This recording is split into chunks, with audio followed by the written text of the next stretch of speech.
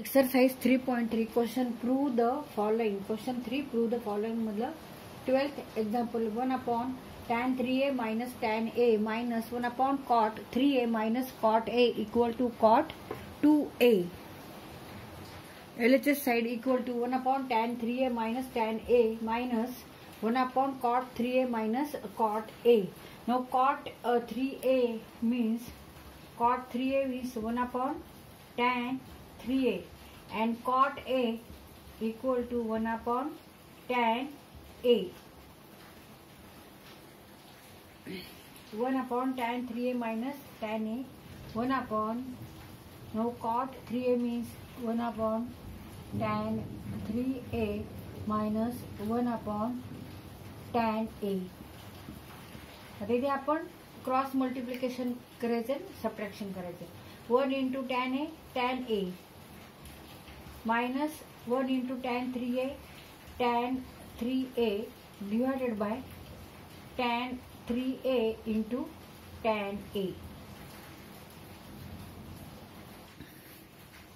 equal to 1 upon tan 3a minus tan a minus 1 upon tan a minus tan 3a divided by tan 3a into tan a.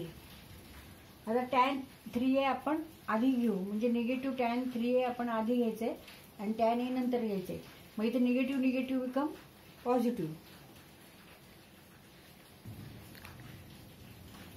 tan 3a minus tan a, tan 3a minus tan a आपण आता denominator same करण्यासाठी इथे आपण ही term आधी घेतली, इथले negative sign इथे बाहेर घेतली कंसाच्या बाहेर आणि इथे पॉझिटिव्ह आहे पण इथे कंसाच्या आतमध्ये आपण निगेटिव्ह घेतले कारण negative negative becomes here positive. आता इथे negative negative becomes positive,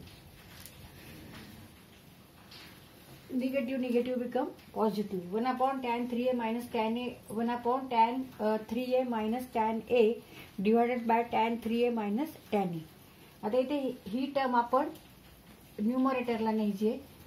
1 upon tan 3a minus tan a आणि ह्या टर्म वर न्यायची, ते प्लसचं चिन्ह tan 3a into tan a divided by tan 3a minus tan a. आता इथे दोन्हीकडे डिनॉमिनेटर सारखा आहे, tan 3a minus tan a, इथे पण tan 3a minus tan a.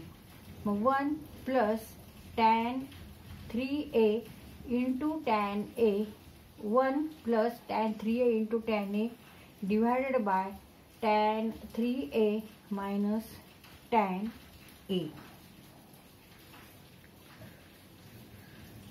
आता ही पूर्ण term 1 plus tan a into tan 3a ही आपण इथे डिनॉमिनेटरला घ्यायचे आणि इथे 1 लिहायचे. इक्वल टू 1 अपॉन ही टर्म आपल्याला 1 plus tan 3a into tan a ही आपल्याला डिनॉमिनेटरला न्यायची. याच्या tan 3a minus tan a divided by 1 plus tan 3a into tan a. आता आपल्याला trigonometric functions of compound angles, तर इथे tan फंक्शन आहे आणि इथे सबट्रॅक्शन आहे. tan a minus B, a minus B समजा आपल्याला इथे a मायनस बी च्या ऐवजी आपण x minus y, tan x minus y हे जर टँजंट, ह्या अँगलचं आपल्याला टँजंट फंक्शन काढायचंय. हा कंपाऊंड अँगल आहे, x minus Y is a compound angle. And आता ह्याचं आपल्याला टॅन फंक्शन काढायचं, तर फॉर्म्युला कोणता आहे? Tan x minus tan y divided by 1 plus tan x into tan y. आता इथे tan x बरोबर बघा 3a आहे आणि y equal to here a means tan 3a minus tan a divided by 1 plus tan 3a into tan a means tan 3a minus a. x minus y, 3a minus a, 1 upon tan 2a, and 1 upon tan means what? Cot. 1 upon tan 2a means cot 2a, and it is equal to RHS side. LHS side equal to RHS side.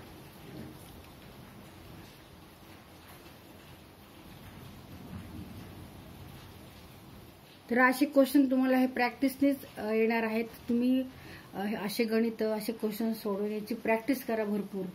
मी ते कोणकोणते फॉर्म्युले वापरले जाऊ शकतात याचा आपल्याला कुठे उपयोग होतो हे समजतं. तर ह्याची जास्त प्रॅक्टिस करा. तर इथे अशी क्वेश्चन सॉल्व्ह करताना आपल्याला समजत नाही की इथे कोणतं आधी ऑपरेशन्स करायचं, कोणती क्रिया आधी करायची. आता इथे आपण tan 3a minus tan a म्हणजे इथे जर डिफरन्स घेतला 3a मायनस a चा तर 2a येतो. मग tan 2a 1 upon tan 2a equal to cot 2a इथे आपल्याला असं समजतं.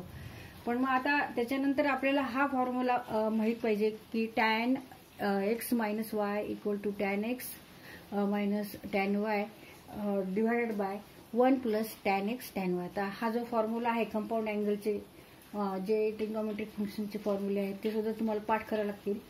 मग त्यावरून आपण इथे cot 3a minus cot a चं इथे 1 अपॉन